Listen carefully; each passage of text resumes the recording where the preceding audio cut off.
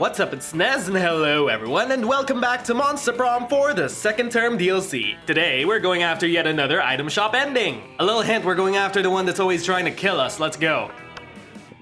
One player. Second term. Short game. Spooky high school, the sweetest years of our lives. Back then, we were young and unafraid. Sometimes reckless, sometimes brilliant, sometimes just stupid, but always willing to live life to the fullest. We were on a wild journey to discover who we really were. Who are you? Let's play as Red. Let's start a fire! And we had yet to experience its ultimate challenge, the Monster Prom. I remember it clearly. 3 weeks were left, and as we fantasized about our dream prom dates, we were all scrambling to catch the attention of one of our 8 most charismatic classmates. Scott Howell, 21. A werewolf athlete who compensated for his rather small brain with a stupidly huge heart. Miranda Vanderbilt, 19. A sweet mermaid princess who was as cute as she was genocidal. Molly Geist, 22 ? A party ghost with insatiable hunger for all the wrong things. Damien LeVay, 21.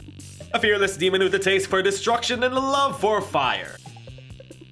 Liam Delacourt, 4XX. A hipster vampire whose standoffish demeanor hid the fact that he was a truly lovable dork.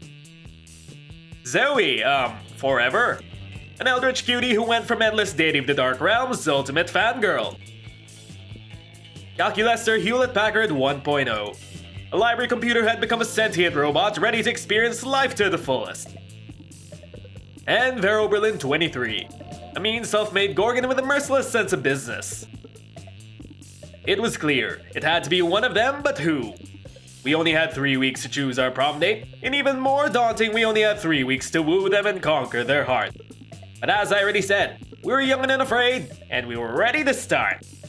Time for the pop quiz! Welcome to Monster Prom's stupidest pop quiz ever! All minds are rotten, but they are rotten in so many different ways. Worry no more, we're using our PhD in bullshit to diagnose which kind of deviant sicko you are. Monster Prom's stupidest pop quiz ever will throw a bunch of absurd questions at you and turn your answers into your character's stats. This way each of you will start by having stats that better reflect your true deviant selves. Let's start! You're elected president for a day. What's the first law you pass? Trivia fact, presidents don't pass laws. So is this a trick question or are you just being an idiot? $1 bills will now include a picture of me and the inscription, "Beware too much awesomeness. My presidency might last a day, but my fame will last forever." Or, you can deduct taxes by writing sonnets instead. Amount of taxes deducted are calculated based on the beauty of the sonnets. We'll go with $1 bills that shows off my awesomeness. So charming. You build a 100-foot statue commemorating an event so that in 1,000 years, archaeologists can learn something about the people of our time. What does the statue represent? Your least favorite political figure being devoured by rabid rhinoceri, which are also covered in badass tattoos. That mind-blowing twist to your favorite TV show that clearly changed the life of everyone forever, unlike all that boring stuff they show on the news. Or that glorious instant when your friend stopped you from texting embarrassing stuff to your ex while hella drunk. Let's go with a mind-blowing twist. So creative. The world will end tomorrow. What will you do today? They always tell you that the world is ending. I'll profit on other people's hysteria. Nobody ends the world but me. I'll end the world today. I'll finish my novel. Whoever comes after the end should know of my legacy. It's okay. We invented the apocalypse to take care of the overpopulation of commoners. 100 push-ups. No, 200 push-ups. I would panic, but that's what real organic people do, and I am a real organic person. We will profit off hysteria. What would be your dream first date? A fierce night that starts with a lifelong rivalry open to become something else. A lovely walk in the forest after rescuing your date from a dragon. A sweaty and manly wrestling match. A wild party in international waters. Sexy decompiling. An art exhibition experimental enough to give you a seizure. And now back to Spooky High. Time for more dating and debauchery. Debauchery! Week 1, morning. Where do we go? Let's go to the library. I need money. That day, you spend some time in the library's PCs, managing your start kicker. You deceive lots of people with a sensationalist video and impossible promises. Nice. You gain 100,000 money, but almost everything goes to cover the cost and you keep only 2 money. You catch sight of Liam and Vera nearby, doing what they do best, judging people. Pathetic. Do you see the leggings that Succubus is wearing? How could I not? They're about as subtle as the didactic intent of Jonathan Swift's A Modest Proposal. You know, Liam, sometimes I worry that we're the only two fashionable monsters at this entire school. Hey, what about me? I'm pretty fresh and fly, that's what my mom tells me. But then I realize that's not something to worry about. That's something to feel smugly superior about. I could have put it only slightly better myself. Now focus, Vera, we've got so many outfits to critique. No way to avoid it. You're about to walk right past them. Quick, improvise a fashion accessory that'll actually impress them. Shall we put on a hot dog costume that you keep in your backpack for emergencies? It's so ironic, Liam should love it. Or strip naked. Then tell them that you're wearing fabric that only cool people can see. Vera's all about being cool. Let's go with stripping naked. You rip your clothes, saunter casually to Liam and Vera and let them know about your special outfit. Feels like I'm wearing nothing at all. Nothing at all. Nothing at all. They look you up and down, then look at each other, then look back at you. It looks good, not decent. bad. I'd give it 7 out of 10. I wouldn't choose that for myself, but it's certainly a bold choice. One could say even a pleasant one.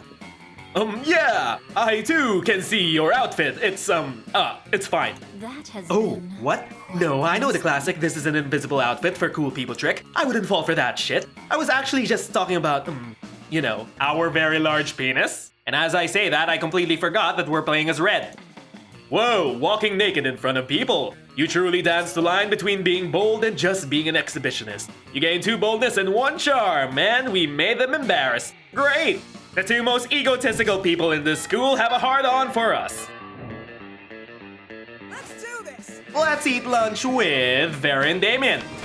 You find Vera sitting in front of a pile of money instead of food as usual. Damien comes over and drops his own money pile on the table, and also some organs. Not bad, but I prefer to exert a little less effort for my income.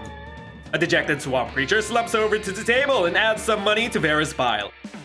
Income? You mean this stuff? This is just what people throw at me to get me to stop punching them.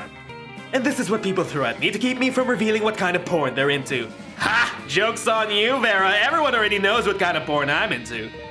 But I agree, the money is only secondary. The frowns on their faces are their own reward. Still, I'm always looking to improve efficiency. Have you tried developing business contacts in hell? Your victims will be even more terrified if they know death won't save them. Yeah, but that doesn't work on the undead. For those, you need a priest. A priest? You know how my family feels about priests?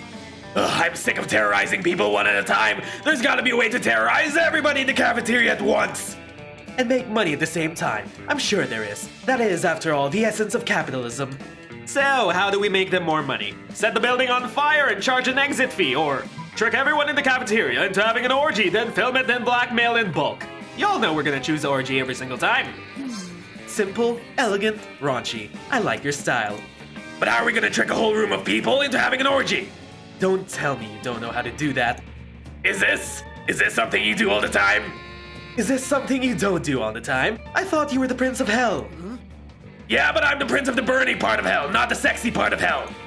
That explains it. Well, to answer your question, this is a room full of high schoolers. A slight breeze could instigate an orgy. He's right, you know. Although the succubus sauce I snuck into the sloppy joe won't hurt either.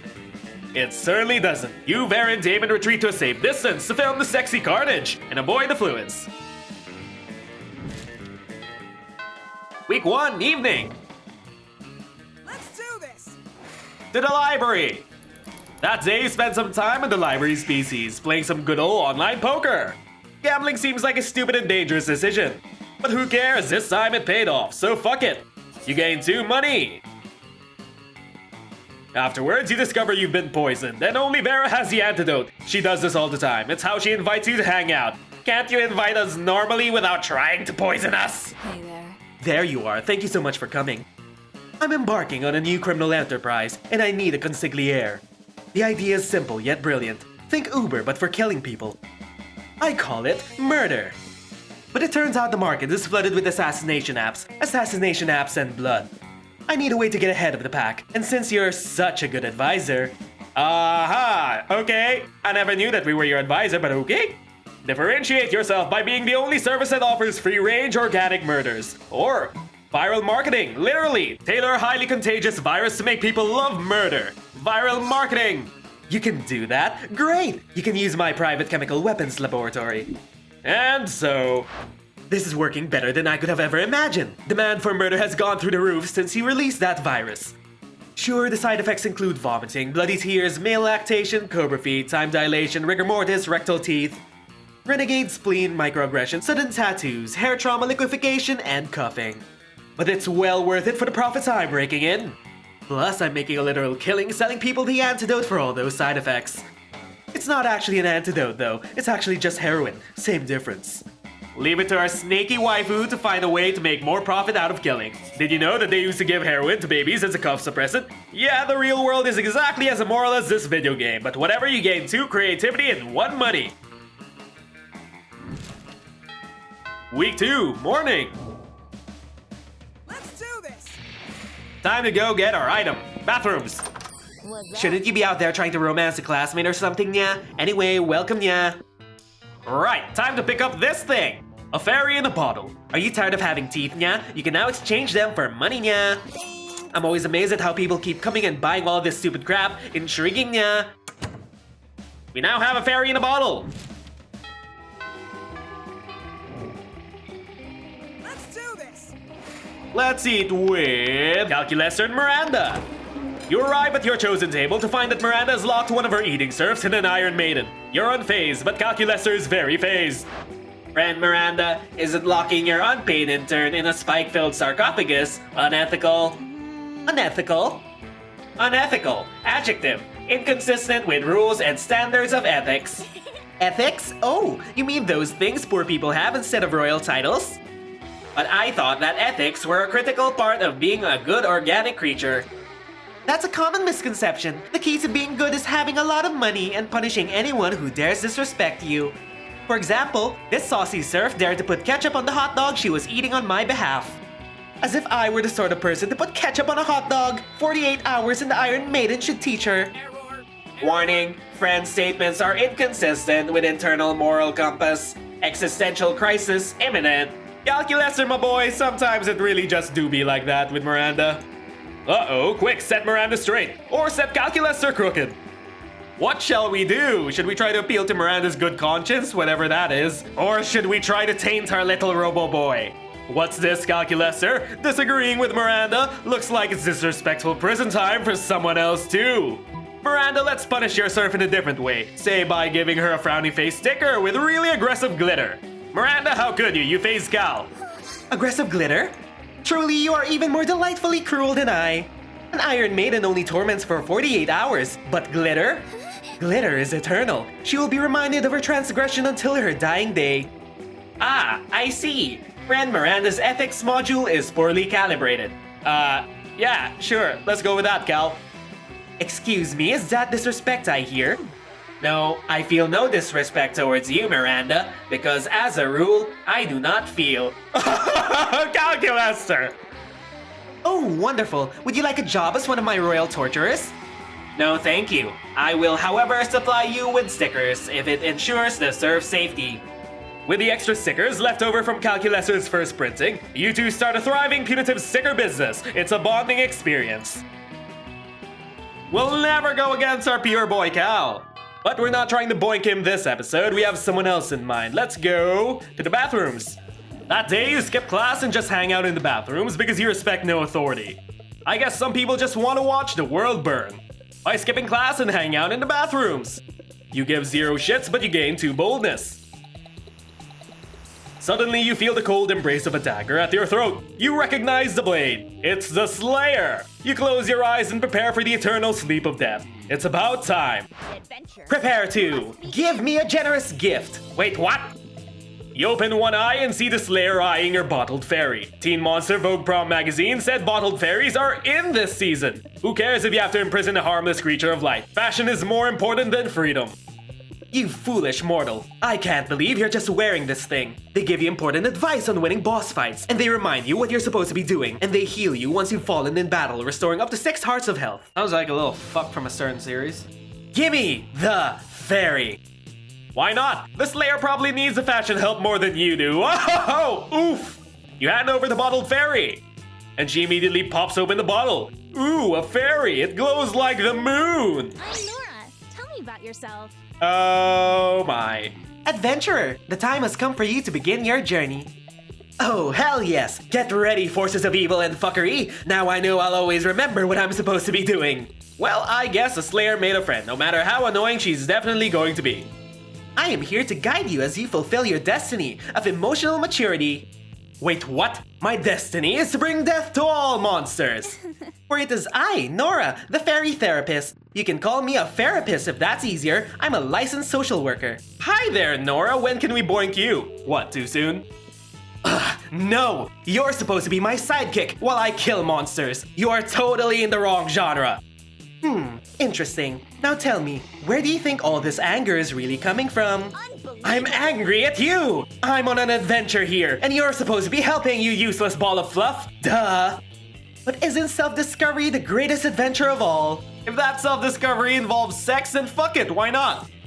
Suddenly you hear a massive roar. A fearsome Lionel's attacking. It's a half-horse, half-lion creature, and it's totally original to this game and has never been featured in any other famous game franchises.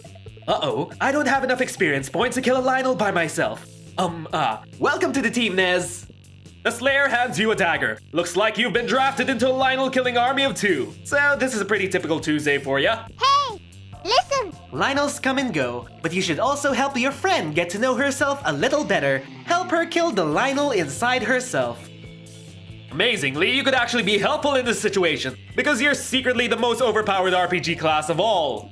A compliment caster, or a ranger, but like a ranger who's super nice and cares about your friends. We are a compliment caster. As a compliment caster, you know that your skills work best when you stay back and buff the fighters on your team. You spend 15 mana casting a powerful compliment onto Slayer, emphasizing her tenacity and sincerity, and how she's really become a part of the school's community even though she wants to murder all your classmates, because they're monsters. Let's adventure together. Wow, I don't know what to say. I guess. Your compliment increased Slayer's critical attack by 40%, and she has no problem stabbing the Lionel in its big dumb heart. It's dead. We killed an innocent creature. I mean, a deadly monster. Yes, I'll dance on your grave, beast.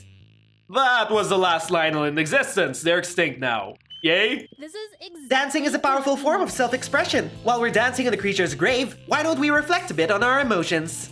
Oh, right. I guess that's a good idea. Thanks for your help, Nez. You can dance on the grave of this beast too if you want, but just this once. Of course you want to. You're always down to dance near a corpse. You gain 2 fun and 1 charm.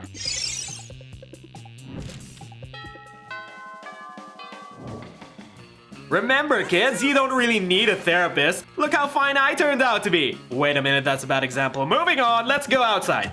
That day during recess, you start a half-hour rave that goes full crazy. You have no idea how to escalate so much, but at one point there are like 300 people.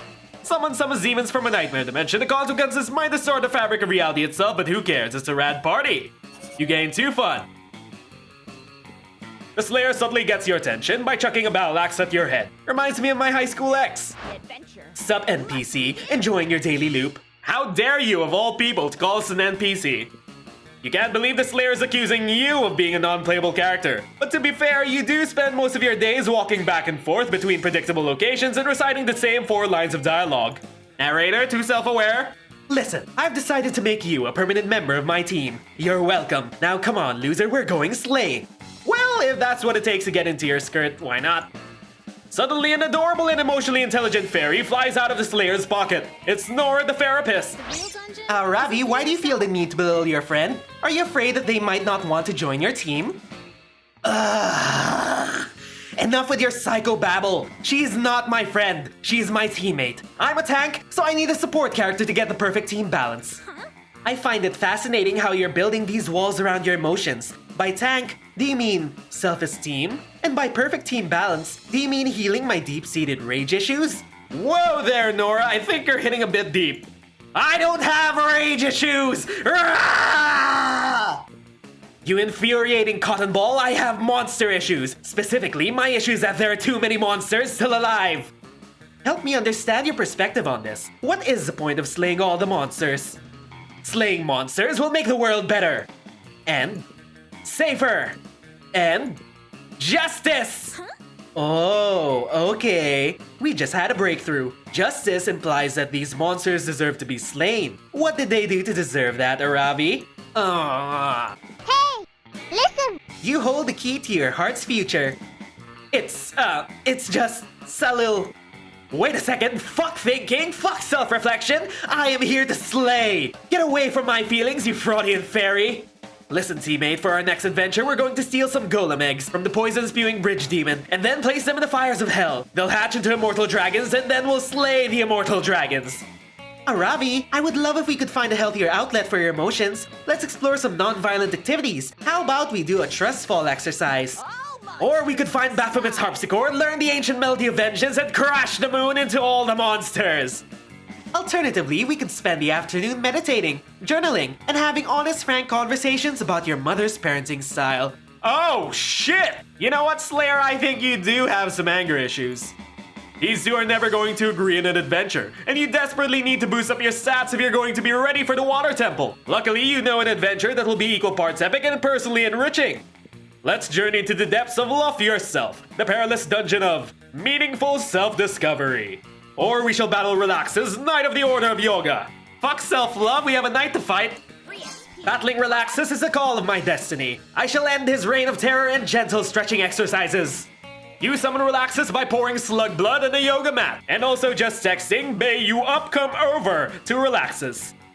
Hail and well met, Relaxus. I am Aaravi. I am the Slayer! Prepare for the bitter kiss of death by my blade!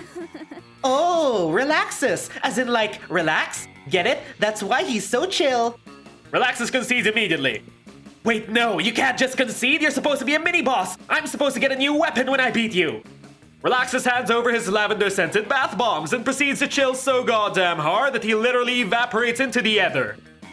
Nice. These bath bombs are just what I needed to finish the boss of the water temple. Prepare to die, Fish King. No, wait, don't kill Miranda's dad. The Slayer kills the Fish King and also an unhealthy amount of innocent fish with the lavender bath bombs.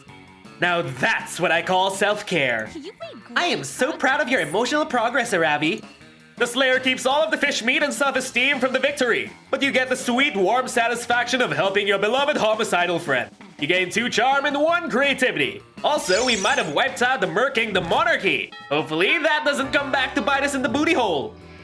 Week 3, noon. Who do we eat lunch with? Slayer, of course. You're taking a break from socializing to eat your lunch when somebody punches you in the knee. It's the Slayer, and she's hiding under your table, giving you a blowjob, or at least that's what I want her to be.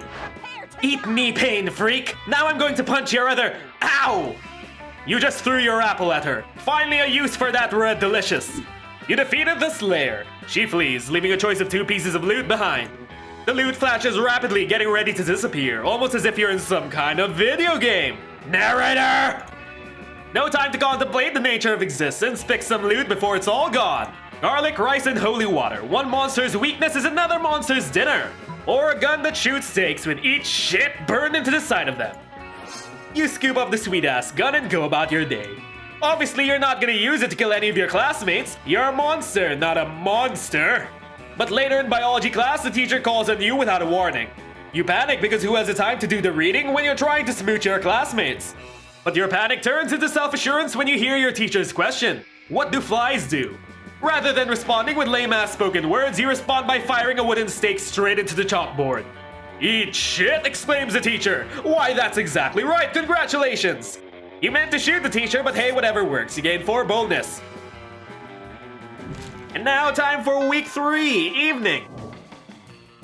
Let's do this! Let's hang out by the auditorium.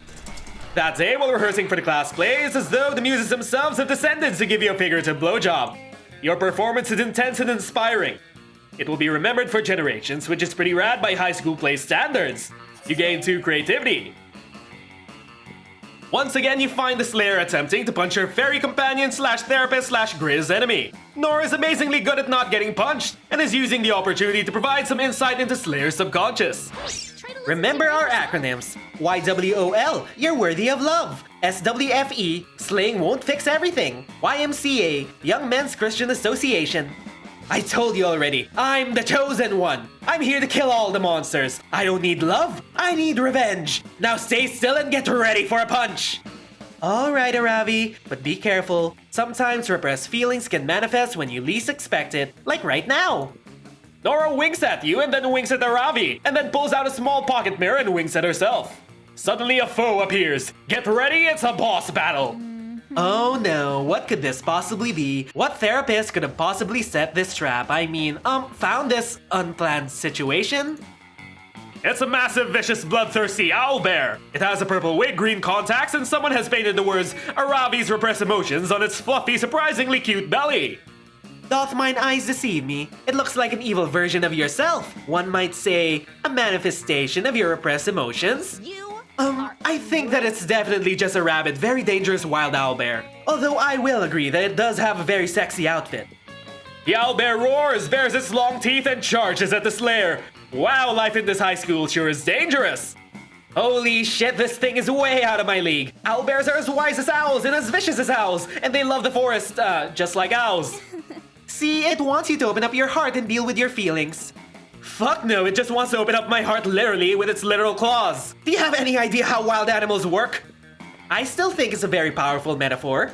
I'm going to fucking die because my therapist doesn't understand what a metaphor is. Lashing out at me is just a manifestation of your own inner turmoil. The owlbear is clearly disoriented and kills 3 innocent passerby. Its lust for blood is still not satisfied though, what do we do? Help your friend vanquish the ultimate enemy, wild raging owlbear, and also emotions. Should we toss Aaravi the legendary Gumagorian battle axe of introspection, or convince Aaravi to suplex the owlbear? Suplexes are like the hugs of wrestling, it's violent and emotional all at once. Throw Aaravi the battle axe! Wow, this axe is badass, just like me! Yes, you are. Channel your self-esteem. And I look awesome wielding it. I just wish that Salil was here to see this. Hey, listen. Let it all out, Aaravi. Your feelings are the most powerful weapon in the battle of self-discovery. I shall wage this battle in the name of my kidnapped brother Salil. I begrudgingly acknowledge that slaying might be a coping mechanism that I use to feel powerful and in control of my life. I see now that it's unfair to blame all monsters for my brother's mysterious disappearance. Hear my war cry, fiend! I love my brother and I miss him! The owlbear is brought to tears by the slayer's war cry. Instead of mauling every single being in a 3-mile radius, the owlbear decides to pledge its loyalty to the slayer. This is exactly Aaravi, you did such a good job expressing yourself. I never could have done it without you, Nora. I needed your help to channel my emotions. To make me into an even more powerful weapon of death. You know what? I'll take it. Therapy successful. From that day on, the slayer stopped slaying monsters in the name of revenge. Now she just slays them for fun. You and your classmates are still in grave danger as her power grows stronger each day. But at least the slayer is more emotionally mature and well-rounded. You gain 2 fun and 1 charm. And there we go, time to take Aaravi to prom. Let's do this! Let's do this! You ask nobody to prom, because adventure awaits you. Hey, Nez, there you are. Are you ready for more adventures? Is it you? Are you No, Aaravi, come on, you can do it, as we rehearsed it. Ugh, okay. Thanks. I wanted to tell you that it's been dope adventuring together. I wanted you to know that I appreciate it. Hey, now I'm Great, you're making so much progress. Can you feel it? Humph, yes. This hasn't been as bad as I expected. And I've reflected a bit on everything that happened. Oh, do you feel like sharing? I fight monsters because even if some of them, like Nez, are actually cool, most are despicable creatures. But it might be that part of my anger come from elsewhere. My father was a monster. He was never home and he ended up abandoning us. I know it was that cursed disease that took my mother. Yet I feel she also died of a broken heart, since she was never the same after he left. I don't know. To love is to open yourself to be hurt. Then my brother Salil disappeared. I'm sure some monsters kidnapped him because the blood of the monster slayers runs through our veins. And I guess even that's easier to entertain than the idea he left on his own to look for our father. Because he was younger and never got to see the kind of man he was. You've made great. Wow, Aaravi, that was an impressive breakthrough. Yeah, I've been thinking a lot lately. The truth is, being angry all the time can be exhausting. It is. There is a merit in learning to relax too. You could just engage in the quest of just having a good time at prom. And Nez has been so eager to be your sidekick all this time that something tells me she could be just as interested in joining you once again this time. Right, Nez? Right! Well, that doesn't sound bad. Know yourself. You and Aaravi have a Yourself. wonderful night together. She seems happy to stop slaying for one night and just relax. Her outfit is halfway between a dress and some chainmail, but it looks like a fine compromise. And it's astonishingly beautiful. She seems nervous and admits that being among monsters still unsettles her a bit, especially being unarmed. Well, quote-unquote unarmed if you don't count the dagger she carries in her garter. You tell her there's nothing to be worried about, since monsters aren't necessarily dangerous. You ask her if she also feels unsettled that way being around you. She thinks for a second. No, you make me feel safe. I think you make the anger go away. It feels good. You two slow dance. Aww, Aaravi! Aaravi learned how to love herself, and in consequence also learned how to love other monsters. Mostly. Those 3 weeks were maybe the most epic and absurd weeks of our lives. After the Monster Prom, we kept on living our lives, falling in love, battling for friendship, and learning who we were and who we could be. And you know what? Like it always does, life happened, and it was wonderful. The Slayer kept on harassing Liam and Damien. On one hot summer night, they ended up having the weirdest threesome ever. What? We weren't invited? It was a life-changing experience for all of them, but they don't talk about it much. Due to the obscene amount of fan art she drew, Zoe was taken in by Jim Davis, renowned creator of Garfield, as his protege. Nowadays, Garfield still hates Mondays and loves lasagna, but you can bet he's into lots of weird stuff too. Vero built the Oberlin Empire into endless greatness. They own a shameless number of companies. It's known that they're also into a lot of sketchy businesses. But no one does anything about it because, I mean, who the hell would try to stop Vero Oberlin? For those 3 weeks, the Monster Prom seemed larger than life, and then it was gone just like that. The battle for Monster Prom might have ended then, but there were plenty of battles left in that war called youth. But once again, we were young and unafraid, and we were ready to start.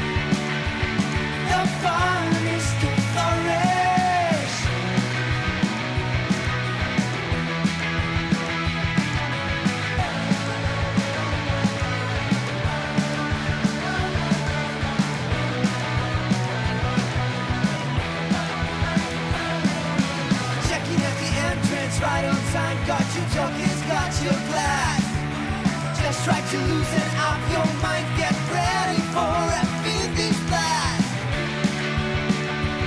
But feelings to vanish. The fun is to flourish.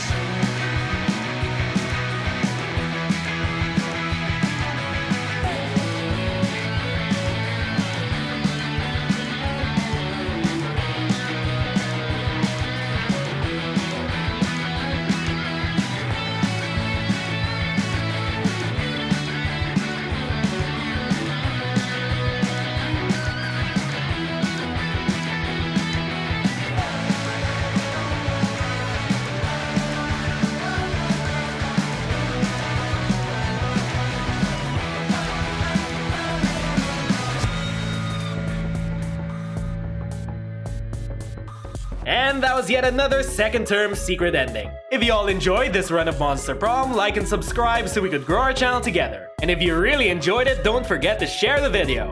Always remember to learn to love yourselves, guys, but until then, my name is Nez and thanks for watching. See you all next time. Bye, everyone!